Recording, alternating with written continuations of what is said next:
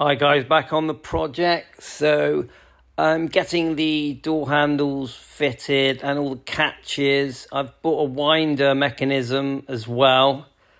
I think you have to put the door handles and the mechanisms in before you put the winder in for access.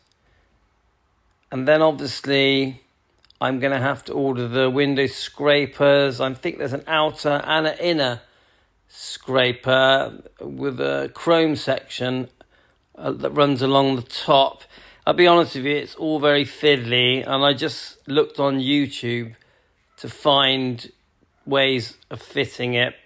It is doable at home, it just drives you mad, that's all. But I got there in the end, and the door shuts nicely. I'm going to jump over to the other side as well and do that. Thanks a lot.